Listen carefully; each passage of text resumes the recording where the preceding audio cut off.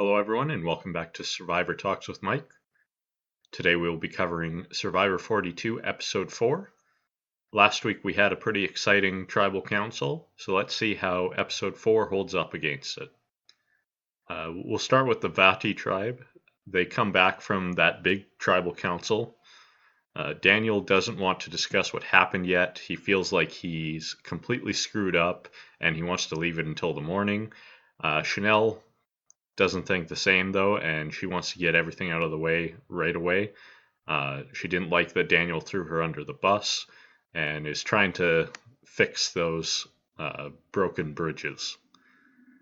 She tells everyone about Mike's idol and that she had secretly been more aligned with Daniel all along, but that's not going to be the case going forward.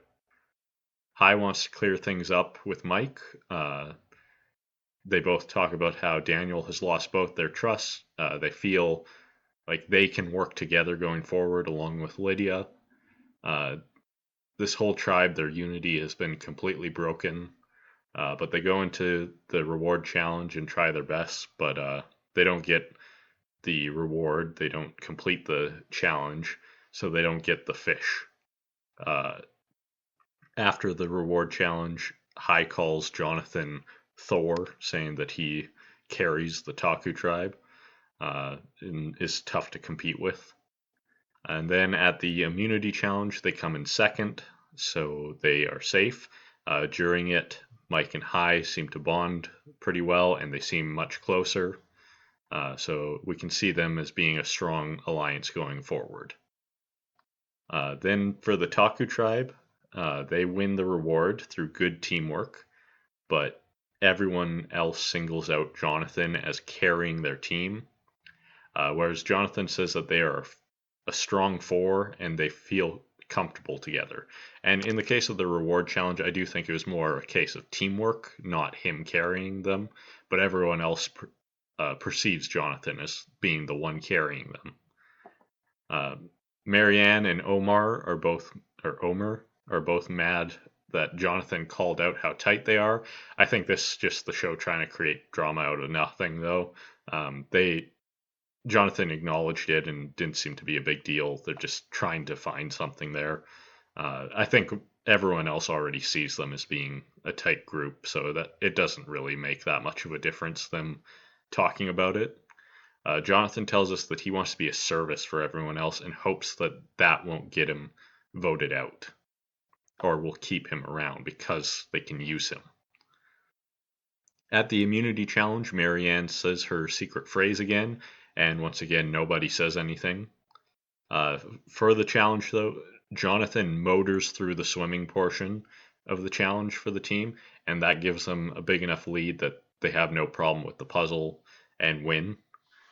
In this case, it definitely shows how much Jonathan has an effect on their ability to win these challenges. Afterwards, they have to swim back in, and Omer belly flops into the water. Has no significance to the show. I just thought it was really funny and wanted to point it out. And then as for the Ika Tribe, who are the main focus of this episode, they don't complete the reward challenge, so they don't get the fish either. Tori singles out Jonathan on Taku, calling him Goliath. Then back at camp, we see Romeo doesn't like how bossy Roxroy is, but he plays along with it anyways to not ruffle any feathers. Swati, she wants to get Drea out because she has that extra vote. And she tries to work with Tori and Roxroy, but Tori is hesitant since she doesn't like Roxroy. Tori tries to work with Roxroy anyways, and she ends up revealing that Drea has the extra vote. Roxroy then turns this against Tori by going to Drea. Because of all of this, it means that plan to blindside Drea isn't going to work out. Swati has to give up working with Tori because the numbers just aren't going to be there. At the immunity challenge, it's close, but they just barely lose. I noticed for the puzzle portion of the immunity challenge, it was a fish that hangs from a hook, and no one else seemed to think of doing this, but I didn't get why they didn't put the the puzzle together on the ground and then hang it up instead of trying to put the pieces together while they're hung up. Maybe they were told a rule that they couldn't do it that way, but we didn't see that, so it seemed odd to me that no one tried doing that. Roxroy is angry that they lost again, but thinks that it's not a big deal because at Tribal Council, Tori is an easy vote out.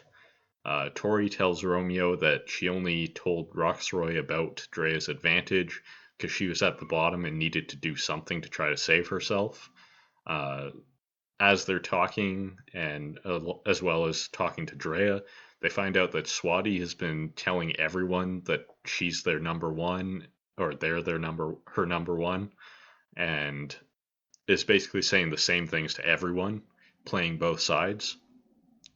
And so we now know that it's going to be in between Swati or Tori.